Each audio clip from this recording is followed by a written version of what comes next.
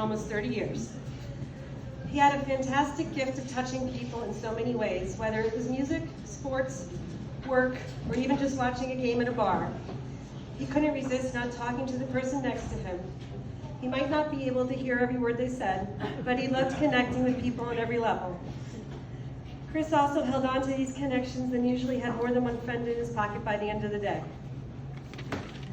Speaking of friends, if you look around, I'm sure you're floored by the amount he had. I'm not, because I knew he had a sea of them.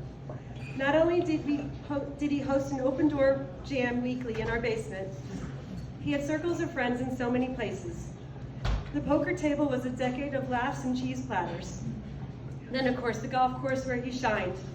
He wasn't always a fan of getting up in the morning with the alarm, but if it was set for a tea time, he would wake up earlier. Later in life, he found Beacon, as in Beacon, New York. He absolutely loved his dubs on Sundays and would recount the day with me when he got home, stories upon stories about these new guys he'd met and many that became brothers to him. Chris also had such love for his family.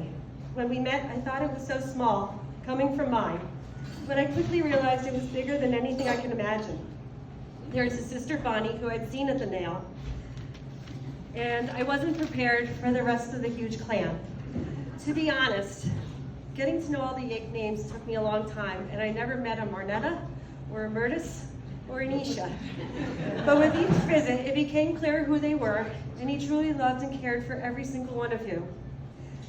He had gotten a chance later in life to connect with his father, and was grateful to be able to share all of his achievements with him.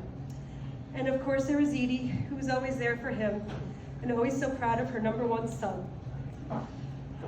Chris always said, work hard, play hard, and he did exactly that.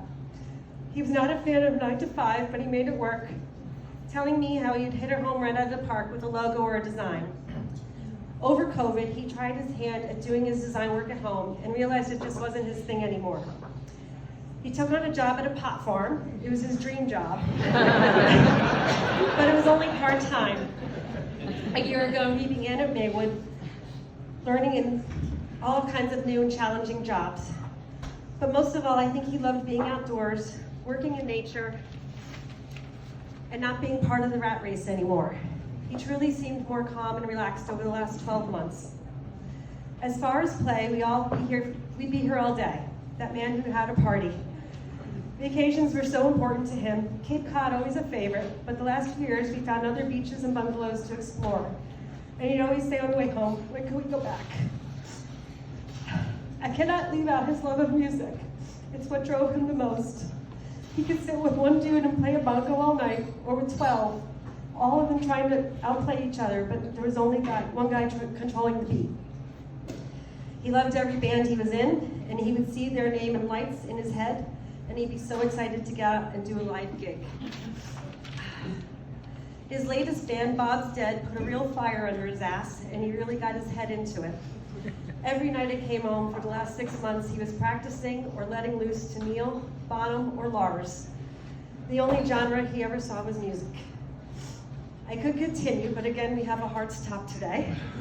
And I'm going to end this by quoting my friend earlier this week. The Greeks asked one question when someone died: did they have passion? Chris sets the bar for passion, and I know everyone in this room has felt it. The world may be less colorful without him, but all of his colors will shine bright in the beautiful memories he's created for all of us. Peace out, pumpkin.